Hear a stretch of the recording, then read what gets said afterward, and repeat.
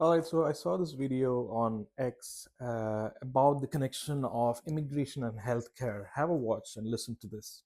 Is to say that if all immigrants left, and I'm not saying this is what I want, I'm dismantling a narrative. But if all immigrants were to leave, that means the 24% foreign born share in Ireland, along with the 25% nurses, 30% doctors, it wouldn't have a drastic effect the way they portray it. Because the nurses and doctors mirror the foreign born population. There's not much of a difference. That gives you some figures, some facts, that if you're ever in a conversation with family and friends, you can use what you see here. You can say the same points. Goes on to say that if 30% of these immigrants suddenly disappeared, it wouldn't really do much to the healthcare system.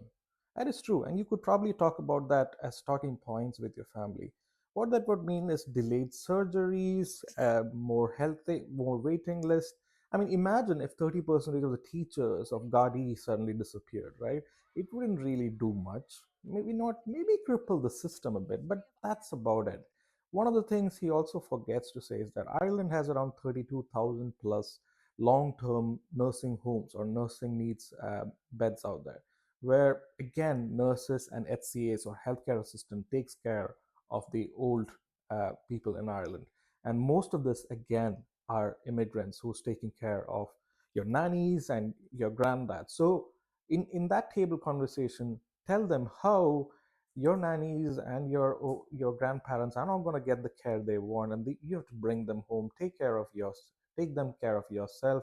There's a lot of narrative in this video which I like to break down uh, by piece, and it's going to be a long video, but the main highlight here is this part where he goes to say healthcare workers are proportional to their share in the population. So if you had no immigration, it would decrease proportionally. that means that if there are 30% immigrants, there are 30% migrant population. So what you're saying is because the healthcare system is used by these immigrants as well, when the 30% disappears, it balances out.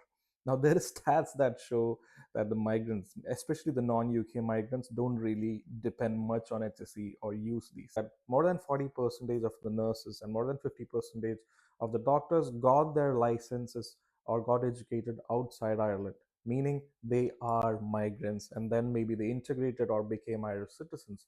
So the reason they are here is because they migrated. So if suddenly they are to disappear and you have to stop all these things, well, you wouldn't do much to the healthcare system. You'd potentially just cripple it. So it's a good conversation to have in terms of talking points. But there are some points I agree on that video, and I want to talk about that in part two.